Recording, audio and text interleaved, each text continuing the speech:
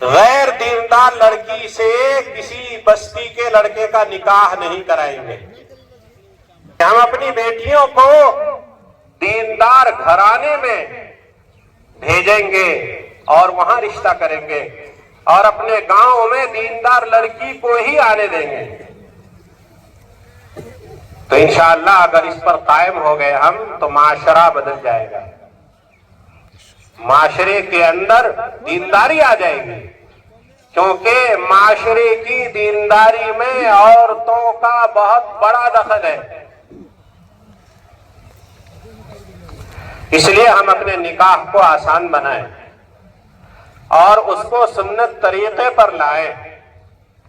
اللہ کے رسول صلی اللہ علیہ وسلم نے فرمایا ان اعظم النکاح برکۃ ایسرہ معونۃ، کہ سب سے زیادہ برکت والا نکاح وہ نکاح ہے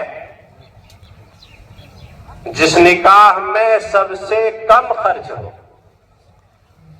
آج نکاح کے نام پر واہی تباہی فضولیات خرافات میں ہم اپنے مال کو برباد کرتے ہیں، اپنے مال کو تباہ کرتے ہیں.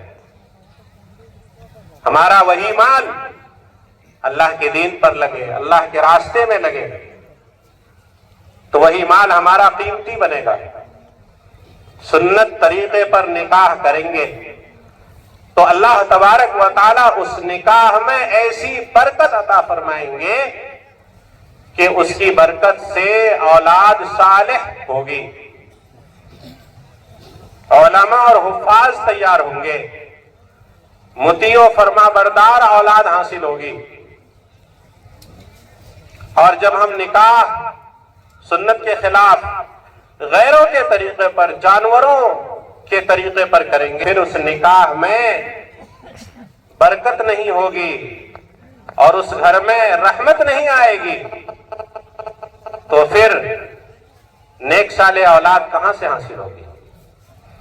اس لیے ہم سب نیت ارادہ کریں کہ انشاءاللہ ہم نکاح کو آسان بنائیں گے. خاص طور پر ہمارے نوجوان طبقہ، خصوصاً جو غیر شادی شدہ ہے، ان کو تو واقعتاً نکاح کی ضرورت ہے، کیونکہ ایک بھی ان کے پاس موجود نہیں ہے اور لوگوں کے پاس کم از کم ایک تو ہے جس کی ضرورت پوری ہو رہی ہے. اگر ہمارے نوجوان یہ نیت کر لیں کہ ہم انشاءاللہ نکاح سنت طریقے پر کریں گے اور لڑکی والوں پر کسی طرح کے خرچ کا بوجھ نہیں ڈالیں گے، حتیٰ کہ کھلانے پلانے کا بھی بوجھ ان پر نہیں ڈالیں گے. نکاح میں لڑکی والوں کا خرچ نہیں ہے، نکاح میں ولیمہ سنت ہے اور یہ ولیمہ لڑکا کے ذمہ ہے. لڑکا سادگی کے ساتھ ولیمہ کرے، ولیمہ میں واہی تباہی نہ ہو، خرافات نہ ہو، اور یہ بھی نہ ہو کہ نکاح تو ہم اجتماع میں کرا لیے لیکن پھر باضابطہ تاریخ طے کر کے خرافات کے ساتھ رخصتی کر رہے ہیں. نہیں، اللہ نے جب یہ توفیق دی ہے کہ ہم اجتماع میں نکاح کروا رہے ہیں، جس نکاح میں ہم خرافات سے فضولیات سے محفوظ ہیں، تو انشاءاللہ یہاں سے جانے کے بعد آسانی سے رخصتی کرا دیں گے اور اس میں خرافات کے شکار نہیں ہوں گے.